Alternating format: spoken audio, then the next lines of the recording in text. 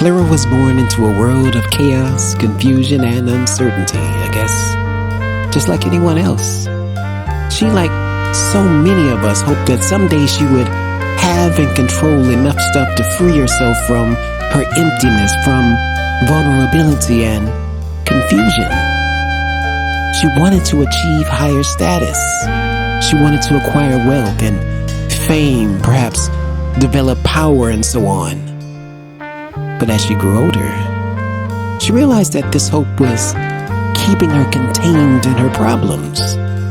One day, a friend of hers recommended she check out the ancient philosophy of Stoicism to help her better understand and deal with her seemingly unquenchable hunger for ultimate control and happiness outside of herself. You see, Stoicism is a philosophy. It's a philosophy that started in ancient Greece and was further popularized in ancient Rome. It was especially unique in how potently it had withstood the test of time across thousands of years. Her friend informed her that the principles of Stoicism can help one find calmness, presence, and resilience in a world of increasingly overt chaos, anxiety, and insatiable desire for more. Clara learned that in Stoicism, there are two domains of life: the external, which are the things outside of our mind which we cannot control, and the internal, which are our mental reactions and interpretations of the external, which we can control. When we persist with the belief that things outside of ourselves or in the future will provide us with a form of ultimate happiness, we exchange every moment of our life for a moment that does not exist. We become dependent on things outside of ourselves that we cannot control, and we endlessly run on a treadmill of needing more and more and more. Now, Clara realized there was nothing wrong with working towards and achieving wealth, fame, or power.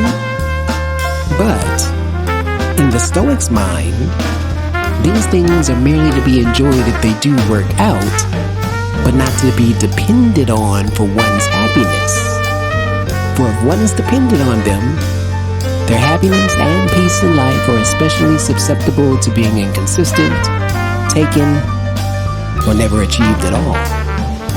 Clara was especially fond of and found comfort in the writings of the Roman emperor and famous Stoic philosopher Marcus Aurelius.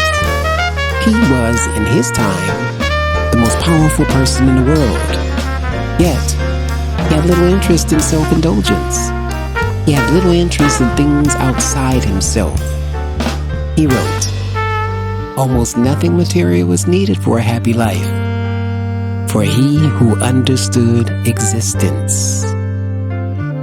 In order to develop this fortitude, a common practice in Stoicism is to, on occasion, temporarily strip themselves of the things that they ordinarily depend on for comfort to prove to themselves how strong they truly are, without the things they think they need.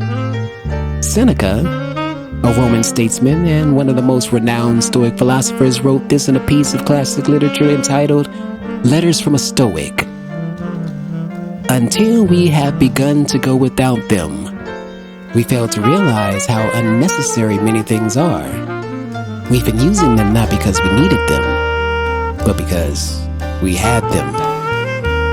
Clara learned that it was in our constant expectation that something outside of ourselves or in the future is needed for a worthy experience in life that causes our inability to ever find a worthy experience in life in the first place. She found inspiration in Seneca's advice on how to properly handle one's time and derive meaningful experience. Seneca wrote, "I advise you to keep what is really yours, and you cannot begin too early. For, as our ancestors believed, it is too late to spare when you reach the dregs of the cask. Of that which remains at the bottom, the amount is slight, and the quality is vile. It is now that we must find time and it is now that we must find happiness, if it is either that we seek. If you've enjoyed this story, please consider giving us a like and subscribe for more. Thank you.